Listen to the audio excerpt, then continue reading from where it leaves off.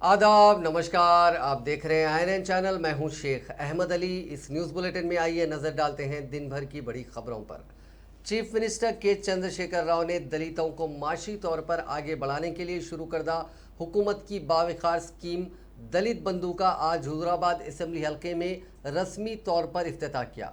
इस मौके पर मुनक़दा तकरीब से खिताब करते हुए चीफ मिनिस्टर ने दावा किया कि दलितों को माशी तौर पर मुस्तहकम करने और उन्हें बाइख्तियार बनाने के लिए तेलंगाना हुकूमत की जानिब से शुरू करदा दलित बंधु स्कीम से मुल्क की तमाम रियासतों में आग भड़क उठेगी और वहाँ के दलित भी इसी तर्ज की स्कीम शुरू करने का मुतालबा शुरू करेंगे।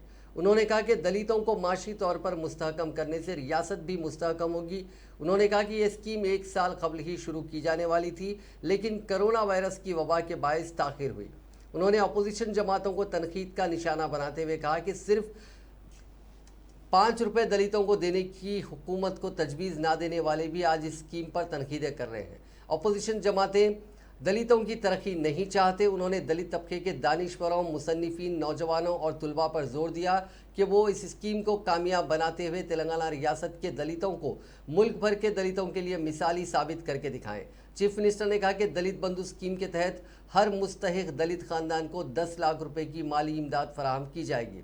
उन्होंने वाजे किया कि हुजूराबाद असेंबली हल्के में 21,000 दलित खानदानों में ये इमदाद आइंदा 2 माह के अंदर तकसीम की जाएगी।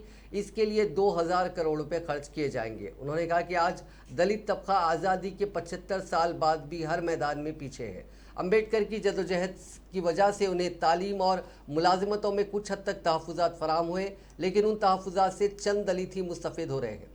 चीफ मिनिस्टर ने कहा कि दलित बंधु स्कीम में सरकारी मुलाजिमत रखने वाले दलित खानदानों को भी शामिल किया जाएगा। अलबत्ता ऐसे खानदानों को आखिर में इमदाद फराहम की जाएगी।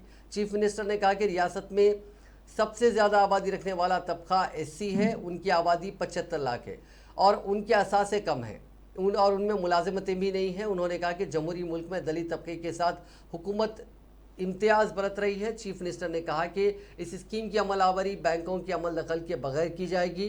रास्त तौर पर बेनिफिशरीज़ के बैंक अकाउंट में 10 लाख रुपए की रकम जमा की जाएगी और उन्हें उसे एक साथ में रकम वापस करने की भी ज़रूरत नहीं है। अलबत्ता हुकूमत के क़वायद के मुताबिक इस रकम को कारोबार में सर्व करना होगा। चीफ मिनिस्टर ने कहा कि दलित खानदान इस स्कीम के तहत हासिल होने वाले रकम से फर्टिलाइज़र शॉप शुरू कर सकते हैं या फिर वाइन शॉप, बार शॉप भी लगा सकते हैं। दलितों के लिए ये एक सुनहरी मौका है। चीफ मिनिस्टर ने कहा कि दलित बंधु स्कीम की रियासत भर में अमलावरी पर 1,70,000 करोड़ रुपए के अखराजात आयद होंगे, जिससे रियासत के 17 लाख दलित खानदानों को फीकस 10 लाख रुपए की माली इमदाद फराहम की जाएगी और उन्हें उम्मीद है कि इस स्कीम से दलितों को काफ़ी फ़ायदा होगा।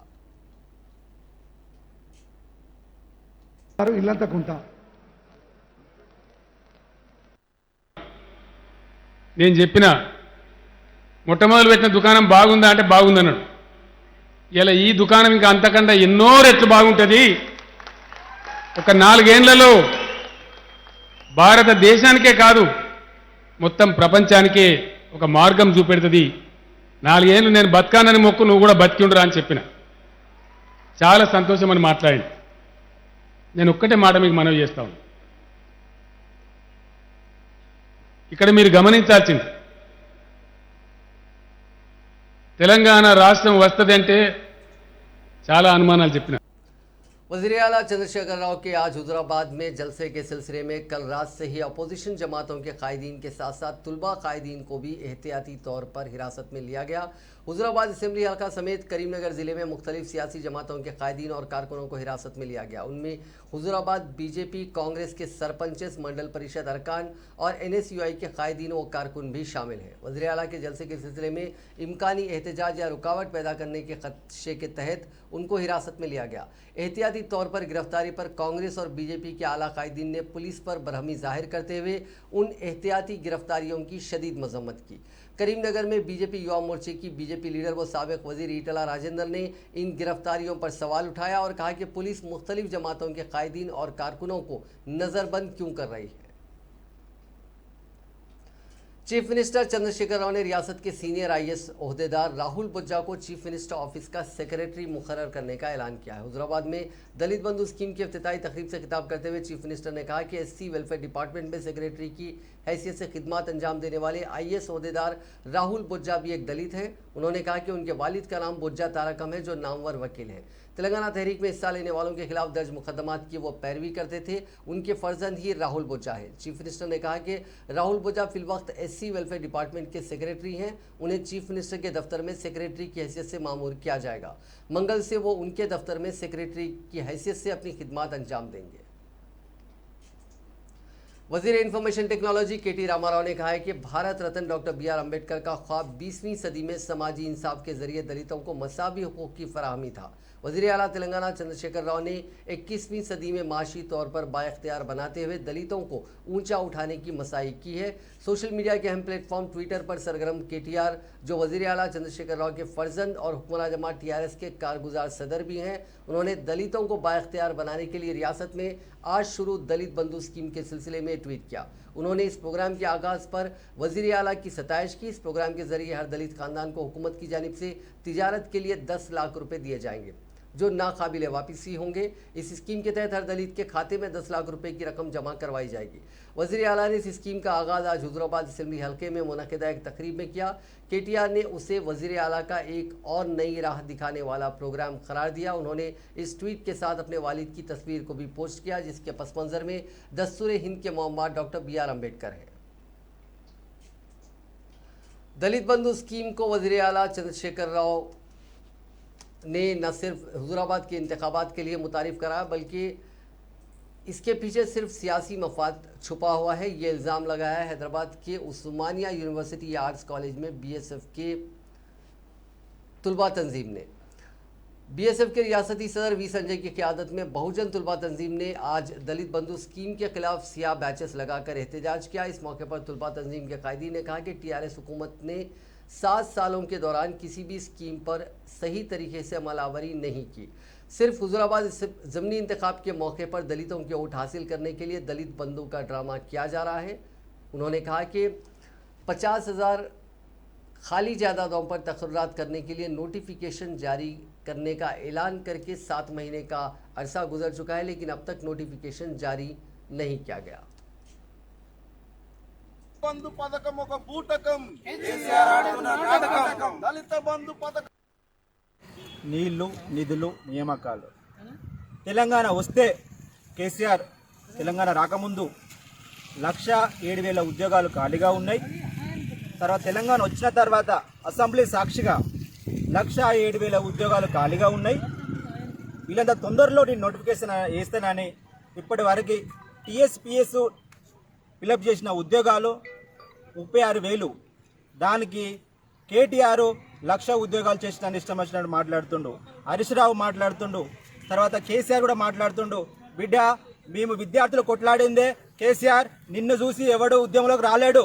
నిన్ను చూసి ఒక తెలంగాణ రాష్ట్రంలో ఒక 5% వచ్చినామంటే విద్యార్థులను చూసి 95% ఎస్సీ ఎస్టీ బీసీ మైనారిటీలు కవులు కళాకారులు అన్ని రంగాల నుంచి తెలంగాణ ఉద్యమంలో పాల్గొని తెలంగాణ రాష్ట్రం తీసుకొచ్చినారు. బిడ్డ నువ్వు ఈ రోజు దళిత బంధు అనే रियासती हुकूमत ने सरकारी मुलाजमीन के बीमा की उम्र के स्लैब में नजरसानी करते हुए एक सरकारी अहकामात जारी किए हैं। रियासत में सरकारी मुलाजमीन के वजीफे की हद उम्र में इजाफे के पेश नज़र ये अहकामात जारी किए गए हैं। आज़म तरीन बीमे की उम्र 53 साल से बढ़ाकर 56 साल कर दी गई है और अकल तरीन बीमे की उम्र 21 साल से कम करते हुए 19 साल कर दी गई। अकल तरीन प्रीमियम की स्लैब की रकम 500 रुपये से बढ़ाकर 750 रुपये कर दी गई। आज़म तरीन प्रीमियम के स्लैब की रकम 2000 से बढ़ाकर 3000 रुपये कर दी गई है। नेशनल ग्रीन ट्रिब्यूनल ने आंध्र प्रदेश हुकूमत पर शदीद बरहमी का इजहार किया है। ट्रिब्यूनल ने कहा है कि रायलसीमा लिफ्ट इरीगेशन प्रोजेक्ट के सिलसिले में गलत इतलात देने वाले आंध्र प्रदेश के ओहदेदारों को जेल भेजा जा सकता है। रायलसीमा लिफ्ट इरीगेशन प्रोजेक्ट की तामीर के सिलसिले में आज चेन्नई में वाक़े एनजीटी की समाअत हुई। इस समाअत में ट्रिब्यूनल ने तेलंगाना हुकूमत की जानिब से दाखिल करदा तस्वीर का बारीकी से जायज़ा लेने के बाद आंध्र प्रदेश के ओहदेदारों पर बरहमी का इजहार किया। मेन होल की सफाई के लिए अंदर उतरने के बाद मरने वाले 2 मजदूरों के हर खानदान को एक डबल बेडरूम मकान मंजूर किया गया है। ये वाकया इस माह के अवाइल में शहर हैदराबाद के पद्मावती नगर में पेश आया था। रियासती हुकूमत की गरीबों को मकानात फराहम करने की बावकार डबल बेडरूम मकानात की स्कीम के तहत वनस्थलीपुरम के जय भवानी नगर में तामीर करदा 2 मकानात की मंजूरी के मकतूबात आज उन मजदूरों अनंतैया और शिवा के खानदानों को मेयर हैदराबाद विजय लक्ष्मी ने हवाले किए। इस मौके पर मेयर ने कहा कि ये मकानात वजीर बल्दी नज़्म व नस्क KT रामाराव की हिदायत पर मंजूर किए गए हैं। उन्होंने कहा कि कबल से हर खानदान को 15 लाख रुपए की माली इमदाद भी फराहम की गई। Hyderabad metro water and sewerage board की जानिब से सेप्टिक टैंक की सफाई और फैकल यानी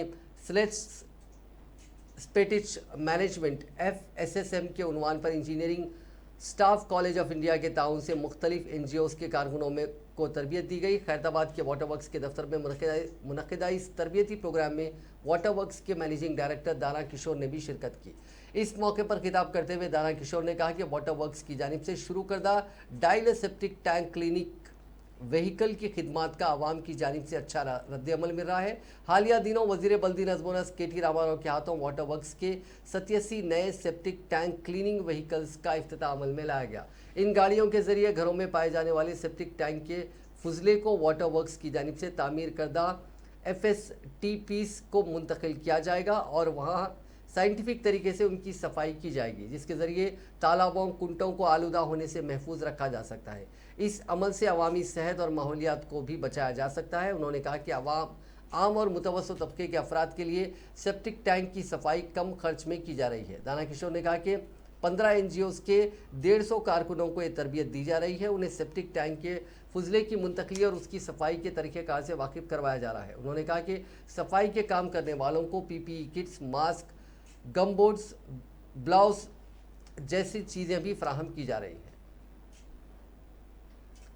PCC सदर A रेवंत रेड्डी ने इल्ज़ाम लगाया कि हुजूराबाद ज़मनी इंतखाब के पेश नज़र वज़ीर आला चंद्रशेखर राव दलितों को धोखा दे रहे हैं और उन्हें एक मोहरे के तौर पर इस्तेमाल किया जा रहा है। मीडिया से बात करते हुए रेवंत रेड्डी ने कहा कि KCR ने पिछले 7 सालों में एक बार भी अंबेडकर जयंती या फिर बाबू जगजीवन राम की जयंती में शिरकत नहीं की। नेकलेस रोड पर 125 फीट के अंबेडकर स्टैचू के नाम पर भी दलितों को धोखा दिया गया। उन्होंने सवाल किया कि गरीब दलितों को 3 एकड़ ज़मीन देने के KCR के वादे का क्या हुआ। रेवंत रेड्डी ने कहा कि पिछले 7 साल में KCR ने एक बार भी SC डिपार्टमेंट की कारकर्दगी का जायज़ा तक नहीं लिया। कई दलित तुलबा ने फ़ी रिएम्बर्समेंट और स्कॉलरशिप ना मिलने की वजह से खुदकशी कर ली। सिलसिला में सैंड माफिया की मुखालिफत करने पर दलितों को 3rd डिग्री टॉर्चर देकर कत्ल किया गया। उन्होंने कहा कि KCR दानिस्ता तौर पर दलित बंधु के नाम पर आवाम को धोखा दे रहे हैं। कांग्रेस सदर ने मुतालबा किया कि दलित बंधु स्कीम पर बहस के लिए असेंबली का खुसूसी इजलास तलब किया जाए।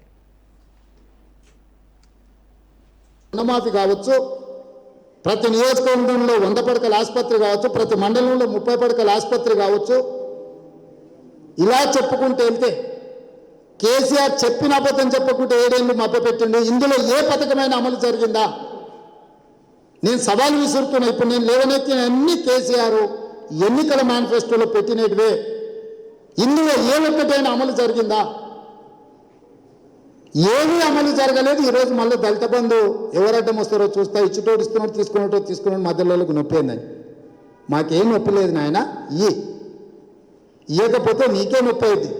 బర్తగించిన కోడి అంట బజార్లోకి వచ్చి గుడ్డు పెట్టిందంట. కేసీఆర్ కథ అట్లుంది. గోడసాటికి పెట్టాల్సిన గుడ్డు బజార్కి వచ్చి పెట్టిందంటే నేను బర్తగించిన నన్ను ఎవడేం చేస్తాడని. అచ్చం అట్లనే ఉంది కేసీఆర్ भाषा व्यवहार। साबिक सदर तेलंगाना PCC पोन्नला लक्ष्मैया ने वजीर आला चंद्रशेखर राव को सबसे बड़ा दरोह को करार देते हुए सवाल किया कि 2014 से अब तक दलित, गिरिजन, अक़लियतों और दीगर पसमानदा तबका से किए गए वादों पर कितना अमल किया गया। हम ये नहीं बोल रहे हैं नहीं देना, नो देना है। ये नाटक क्यों कर रहा?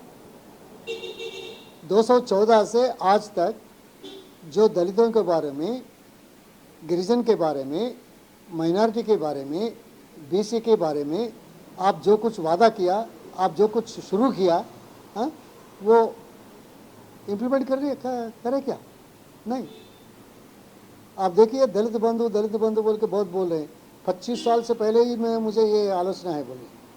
अरे कौन बिलीव करता है यार तुम्हें केसीआर? 25 साल पहले, 25 साल पहले तो 2014 में आया ना। हाँ, 7 साल पहले क्यों शुरू नहीं करे? वो सीएम बनते ही आप क्या बोले? डबल बेडरूम, 3 एकर्स, दलित सीएम हुआ क्या? आज तक दलितों के बारे में आप कितना वादा किए हैं, एक भी पूरा नहीं कर सका। आज क्या कर रहे हैं? 10 लाख 10 लाख 10 लाख 10 लाख काइनिंग कर रहा। 10 लाख ये बड़ा है क्या? 3 एकर्स को कितना हो रहा? 8 लाख करे तो भी 24 लाख, और एक डबल बेडरूम को कितना होता? 6 लाख से कम नहीं होता। 30 लाख वही है, वो 30 लाख नहीं दे रहा। आज वो उसके बारे में बात ही नहीं करता। अब 10 लाख 10 लाख 10 लाख बोलता। हाँ, ये नाटकबाजी है। और देखिए हमारे कॉन्स्टिट्यूशन एक्ट में SC/ST एक्ट है, कितना पैसा खर्च करना था? ये 7 साल में 87,000 करोड़ खर्च करना है। कितना करे? सम 42,000 करा। अभी भी 7 साल के बाद 45,000 करोड़ स्पेंड करना पड़ता है। That's act. ये साल नहीं तो दूसरे साल करना। ये 45,000 आप नहीं कर रहे हैं, अभी 40 का 1000 करोड़ देते बोल रहे हैं। क्या बिलीव करते क्या? सीनियर कांग्रेस कायद व साबिक वजीर मोहम्मद अली शब्बीर ने वजीर आला चंद्रशेखर राव पर इल्ज़ाम आयद किया है कि उनकी हुकूमत गुज़िश्ता 7.5 सालों में अक़लियतों बिलखुसूस मुसलमानों को दानिस्ता तौर पर पसमानदा बनाने में कोई कसर बाकी नहीं रखी। आज एक सहाफ़ती बयान में मोहम्मद अली शब्बीर ने निशानदही की कि रियासती हुकूमत ने मुसलमानों को जो सालाना बजट दिया है, ऐसे 8 बजट अब तक पेश हो चुके हैं और 11,000 करोड़ के करीब उनको जो अमाउंट एलोकेशन है वो किया गया था, लेकिन मजमूई तौर पर अब तक सिर्फ 5,900 करोड़ रुपए खर्च किए गए। और अगर एक अंदाज़ा भी लगा लिया जाए कि 6,000 करोड़ भी अगर पिछले 7 सालों में खर्च हुए हैं तो ये फ़ी मुसलमान यानी एक मुसलमान पर ये माहाना खर्च सिर्फ 147 रुपये का ही आता है। उन्होंने कहा कि जो बजट मख्तस किया गया उसका 50% बजट भी किसी भी साल खर्च नहीं किया गया। इन हालात में मुसलमानों का माशी मौक़िफ़ कैसे मुस्तहकम हो सकता है? उन्होंने मुतालबा किया कि दलित बंधु की तर्ज पर माइनॉरिटी बंधु स्कीम का भी आगाज़ किया जाए और हर गरीब मुस्लिम ख़ानदान को भी 10 लाख रुपए दिए जाए। इसके अलावा मोहम्मद अली शब्बीर ने कहा कि अक़लियतों के तालीमी और माशी मौक़िफ़ का जायज़ा लेने के लिए कायम करदा सुदीर कमेटी ने 12 अगस्त 2016 को कई सिफारिशात के साथ अपनी रिपोर्ट हुकूमत को पेश की थी, लेकिन हुकूमत ने उन सिफारिशात पर अब तक अमल नहीं किया। मुलुक MLA सीतक्का ने वज़ीर आला चंद्रशेखर राव पर तनकीद करते हुए कहा कि वज़ीर आला केसीआर सिर्फ सियासी फ़ायदा हासिल करने के लिए दलित बंधु स्कीम मुतारिफ़ कर रहे हैं। सीतक्का ने इस माह की 28 तारीख को रेवराला में होने वाले दलित और कबायली आत्मा गौरव दंडोरा इजलास के इंतजामात का जायज़ा लिया। इस मौके पर मीडिया से बात करते हुए सीतक्का ने कहा कि केसीआर सियासी मफाद और दलित और कबायली वोट हासिल करने के लिए दलित बंधु मुतारिफ़ कर रहे हैं। उन्होंने दलित बंधु को हुजूराबाद के अलावा रियासत भर में नाफिज करने का मुतालबा किया। बीजेपी के रियासती सदर बंडी संजय ने कहा कि रियासत में चंद्रशेखर राव की बदउनवान हुकूमत के खात्मे और जमहूरी तर्ज की हुकूमत को तश्कील देने के लिए वो 24 अगस्त से पदयात्रा शुरू कर रहे हैं। उन्होंने अपनी पदयात्रा की कामयाबी के लिए जगतियाल ज़िले के कुंडागट्टू मंदिर में अपनी अहलिया के साथ खुसूसी पूजा की। बादअज़ां मीडिया से बात करते हुए बंडी संजय ने कहा कि 24 अगस्त को हैदराबाद के भाग्यलक्ष्मी मंदिर से वो अपनी पदयात्रा शुरू करने वाले हैं। पदयात्रा के ज़रिए वो रियासत भर का दौरा करते हुए अवामी मसाइल से वाकिफ़ियत हासिल करेंगे और उसके हल के लिए TRS हुकूमत पर दबाव डालेंगे। उन्होंने कहा कि गुज़िश्ता साल से रियासत में जमहूरियत नाम की कोई चीज़ बाकी नहीं रही। पुलिस के ज़रिए अपोजिशन के कायदीन को दबाया जा रहा है। बंडी संजय ने कहा कि 2023 में तेलंगाना में बीजेपी का इक़्तिदार यकीनी है। उन्होंने हुकूमत से मुतालबा किया कि वो 17 सितंबर को सरकारी तौर पर तेलंगाना की आज़ादी की तकरीब का एहतमाम करें। इस मौके पर बंडी संजय ने दलित बंधु स्कीम को सियासी फ़ायदे के लिए शुरू करने का हुकूमत पर इल्ज़ाम आयद किया। ఆలోచన నీకు లేదా? ఉన్న ఉప ముఖ్యమంత్రిని కూడా తొలగిస్తవి. ఉప ముఖ్యమంత్రి పదవి కూడా ఇవ్వకపోతేవి. నువ్వు ఇస్తానది నువ్వే, తల నరుక్కుంటానది నువ్వే, మెడ కోసుకుంటానది నువ్వే, ముక్కు భూమికి రాస్తానది నువ్వే. దళితులు ముఖ్యమంత్రి చేస్తానది నువ్వే. చేయకపోవడానికి కారణం ఏందో రాష్ట్ర ముఖ్యమంత్రి స్పష్టం చేయాలి. దాంతోపాటు దళితులకు 3 ఎకరాలు ఇస్తానని కూడా నువ్వే. ఇలా 3 ఎకరాలు ఇస్తే కనీసం 50 లక్షల రూపాయలు, ఒక 30 లక్షల రూపాయలు లెక్కేసుకో, 30 లక్షల రూపాయలు వాళ్ళకి వచ్చేటి ఒక్కొక్క దళిత కుటుంబానికి. దాని ద్వారా వ్యవసాయం చేస్తే అదనంగా డబ్బు వచ్చేది. 3 ఎకరాలు ఎందుకు వెళ్ళదు రాష్ట్ర ముఖ్యమంత్రి స్పష్టం చేయాలి. అమ్ముకోవడానికి జాగాలు ఉంటాయి. ఒక్కొక్క జిల్లాలో 1000 ఎకరాలు అమ్ముతాను. 1000 ఎకరాలు అమ్మడానికి నీకు స్థలం ఉంటుంది. దళితులకు 3 ఎకరాలు మాత్రం స్థలం ఉంటుంది నీకు. దళితుల్లో చాలా మంది యువకులు నిరుద్యోగులు ఉన్నారు. వాళ్ళకు ఉద్యోగం వస్తే ఇప్పుడు 10 లక్షలు సంపాదించుకుంటారు. ఇప్పటికి 40 లక్షలే. నిరుద్యోగ డబుల్ బెడ్రూమ్ ఇస్తాను. ప్రధానమంత్రి ఆవాస్ యోజన కింద కేంద్ర ప్రభుత్వం ఇళ్లను నిర్మాణం చేస్తే ప్రత్యేక నిధులు కేటాయిస్తే నువ్వు దాన్ని డబుల్ బెడ్రూమ్ అన్నావు. तेलंगाना के सिलसिला टाउन में बीजेपी और टीआरएस के कायदीन और कारकुनों में तसादुम हो गया। सिलसिला के अंबेडकर चौराहे के करीब ये वाकया पेश आया। दलित बंधु स्कीम के आगाज के सिलसिले में हुक्मरान जमात टीआरएस के कायदीन और कारकुनों की बड़ी तादाद जश्न मनाने के लिए अंबेडकर चौराहे के करीब जमा हुई। उसी वक्त बीजेपी के कायदीन और कारकुनों ने बरसरे इख्तिदार जमात के रुकन असेंबली एम हनुमंतराव की जानिब से गुज़िश्ता रोज़ बीजेपी के रियासती सदर बंडी संजय के खिलाफ किए गए नामुनासिब रिमार्क्स के खिलाफ एहतजाज किया और हनुमंतराव का पुतला नजर आतिश करने की कोशिश की गई। ताहम टीआरएस के कारकुनों ने उनको रोक दिया, जिसके नतीजे में दोनों जमातों के कायदीन और कारकुनों में बहस व तकरार और फिर तसादुम हो गया। दोनों जमातों के कायदीन और कारकुनों ने एक दूसरे पर हमला किया। इस वाक़े की इत्तला के साथ ही पुलिस की भारी तादाद वहां जमा हो गई, जिसने दोनों ग्रुप्स को मुंतशिर कर दिया। इस वाक़े के नतीजे में कुछ देर के लिए सूरत हाल कशीदा हो गई। భారతీయ జనతా పార్టీ నాయకులపై దాడి చేయడం జరిగింది. ఇది సాక్షాత్తు సీసీ కెమెరాలు ఉంటాయి, సీసీ కెమెరాలు మీరు చూడవలసిన అవసరం ఉంది. ఇది నిజం నిప్పులాంటిది, ఎప్పటికి కూడా మర్చిపోలేము. పోలీసు వాళ్ళు సిరిసిల్లలో గుండాయిజం చేస్తూ ఉన్నారు. పోలీసు వాళ్ళు సిరిసిల్లలో గుండాయిజం చేస్తే ప్రోత్సహిస్తూ ఉన్నారు. నిజంగా పోలీసు వాళ్ళ మీద కూడా యాక్షన్ తీసుకోవాలి. పోలీసు వాళ్ళ మీద యాక్షన్ తీసుకోవాలని చెప్తా ఉన్నా. డిఎస్ పడ్డాడు, సిరిసిల్ల డెవలప్ అంటాడు. అంటే ఒక భారతీయ జనతా పార్టీ రాష్ట్ర కార్యవర్గ సభ్యుడు డెవలప్మెంట్ ఏమన్నట్టు? అరే డెవలప్మెంట్ అంటే బీజేపీ కార్యకర్త అంటే మీకు చోటగా తద్దవల్ల కాదురా ఒక్క కార్యకర్త. सीनियर बीजेपी कायद वो ex MLC N Ramchandra Rao ने डीजीपी एम महेंद्र रेड्डी से मुतालबा किया कि वो मल्काजगिरी रुकन असेंबली हनुमंत राव पर पीडी एक्ट लगाते हुए उनकी फौरी गिरफ्तारी अमल में लाएं। उन्होंने कहा कि यौम आज़ादी के मौके पर मल्काजगिरी एमएलए ने दानिस्ता तौर पर रस्म परचम कुशाई में रुकावट पैदा की। आज डीजीपी महेंद्र रेड्डी से बीजेपी के एक वफद ने मुलाकात करते हुए उन्हें इस सिलसिले में याददाश्त पेश की।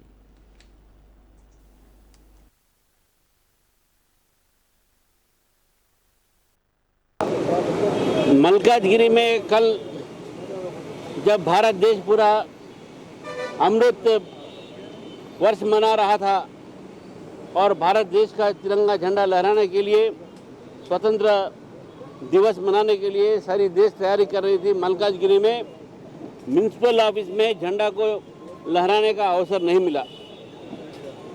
वहाँ के स्थानीय जो एमएलए हैं, विधायक हैं, अपने गुंडागर्दी से भारतीय जनता पार्टी के पार्षद उन कॉर्पोरेटर्स पे अटैक किया गया, लेडीज कॉर्पोरेटर्स पे अटैक किया गया, झंडा का इंसल्ट किया गया। अंबेडकर के जो वहाँ पर चित्रपट था उस पर लात मारा गया। भारतीय जनता पार्टी के दबाव में आकर पुलिस ने एक केस बनवाया, लेकिन अब तक उसको अरेस्ट नहीं किया।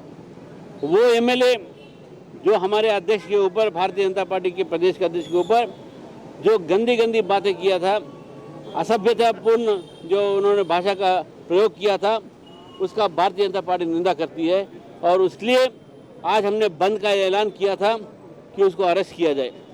लेकिन इस बंद के समय पर भी जो वहाँ के स्थानीय एमएलए हैं टीआरएस पार्टी के, अपने गुंडों के साथ 150 कार और मोटरसाइकिल लेकर सारे जो बंद को फिर से दुकानदारों को ज़बरदस्ती खोलने की कोशिश की गई।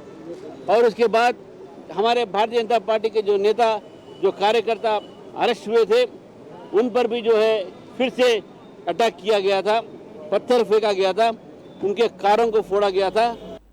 हुक्मरान जमात टीआरएस के रुकन असेंबली एम हनुमंतराव के खिलाफ बीजेपी की जानिब से एहतजाज किया गया। सिद्दीपेट जिले के कोहिड़ा में उनके पुतले को नजर आतिश किया गया। बीजेपी की रियासती सदर बंडी संजय के खिलाफ हनुमंतराव के रिमार्क्स की शदीद मजम्मत की गई और उन रिमार्क्स को वापस लेने का मुतालबा किया गया। बसूरत दीगर रियासत भर में एहतजाज का इंतबाह दिया गया। इस मौके पर टीआरएस के खिलाफ नारेबाजी की गई।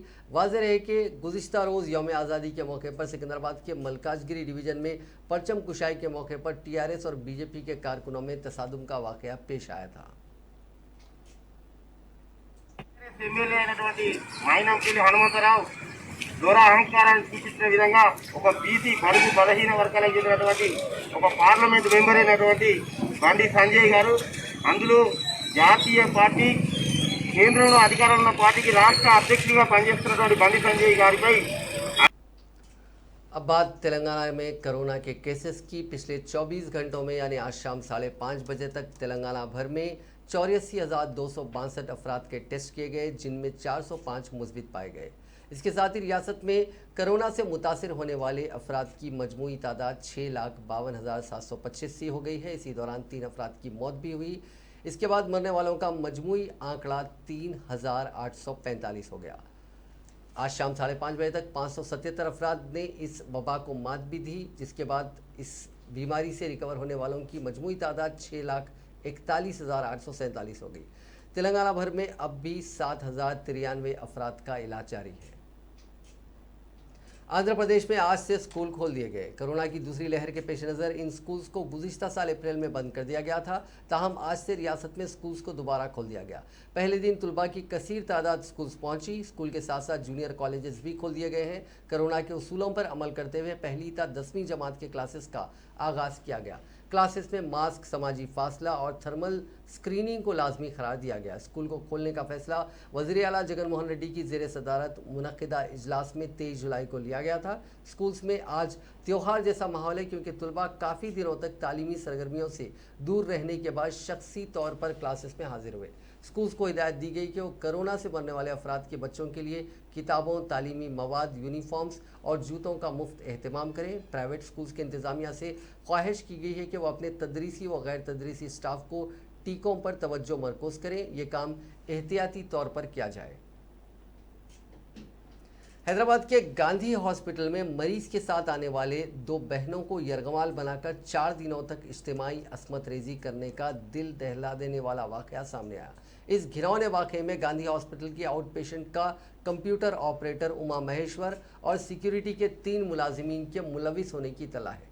बताया जाता है कि महबूब नगर से ताल्लुक़ रखने वाला शख्स जो गुर्दे के मर्ज में मुब्तला है 2 हफ्ते कबल गांधी हॉस्पिटल में शरीक हुआ था। उसकी बीवी तिरुपतम्मा के साथ उसकी बहन स्वर्णा भी हॉस्पिटल आई थी। इलाज के दौरान मरीज को दूसरे वार्ड में मुंतकिल किया गया। इन 2 बहनों को नए वार्ड का इल्म नहीं था और उन्होंने कंप्यूटर ऑपरेटर उमा महेश्वर से वार्ड के बारे में मालूमात हासिल की। मुतासिरा खातून ने बताया कि उमा महेश्वर ने उन्हें वार्ड में ले जाने का वादा करते हुए स्टोर रूम में यरगमाल बना लिया और 4 दिन तक अस्मत रेजी की। उमा महेश्वर के साथ 3 सिक्योरिटी गार्ड भी थे। 2 मुतासिरा खवातीन में से एक लापता है। मुतासिरा खातून ने महबूब नगर पुलिस स्टेशन में इस वाक़े की शिकायत की। ताहम महबूब नगर पुलिस ने हैदराबाद के चिलकलगुड़ा पुलिस स्टेशन में शिकायत दर्ज करवाने का मशवरा दिया। इत्तलात के मुताबिक चिलकलगुड़ा पुलिस ने उमा महेश्वर को गिरफ्तार कर लिया है और तहकीकात शुरू कर दी गई है। शादी के एक दिन बाद हुई तकरीब में शिरकत के लिए वापसी के दौरान पेश आए सड़क हादसे में 30 अफराद जख्मी हो गए, जिनमें 6 की हालत तशवीशनाक बताई जाती है। यह हादसा कल शब तेलंगाना के ज़िले करीम नगर के तिम्मापुर मंडल इंदिरा नगर के करीब उस वक्त पेश आया जब बस के ड्राइवर ने उसका तवाज़ुन खो दिया और यह बस लॉरी से टकरा गई। तफसीलात के मुताबिक हैदराबाद के बालनगर के नौजवान की शादी करीमनगर ज़िले के चुप्पादंडी मंडल के वेदवरो गोट्टा की रहने वाली लड़की से जुमे को अंजाम पाई। इतवार को लड़की वालों के घर पर एक दावत का एहतमाम किया गया था, जिसमें लड़के के तकरीबन 50 रिश्तेदारों ने शिरकत की। ये अफराद हैदराबाद के कुकटपल्ली बस डिपो की बस के जरिए तकरीब में शरीक हुए थे। इस तकरीब के बाद रियासती दारुल हुकूमत वापसी के दौरान बस के ड्राइवर ने उसका तवाज़ुन खो दिया और ये बस लॉरी से टकरा गई। इस हादसे में दूल्हे के तकरीबन 30 रिश्तेदार जख्मी हो गए। उनमें से 6 की हालत तशवीशनाक बताई जाती है। पुलिस ने यह बात बताई, जख्मियों को इलाज के लिए हॉस्पिटल मुंतकिल कर दिया गया है।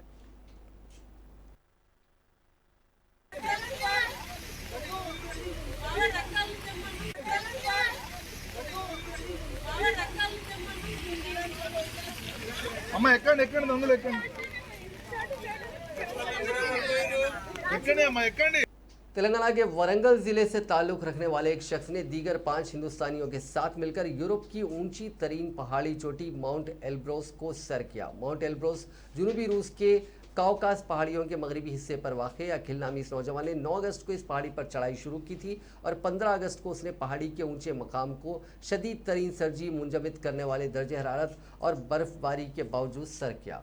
उसने कहा कि इस पहाड़ी का दर्ज हरारत -25 to 30 डिग्री था। नाजरीन, इस न्यूज़ बुलेटिन में बस इतना ही। देखते रहिए INN चैनल।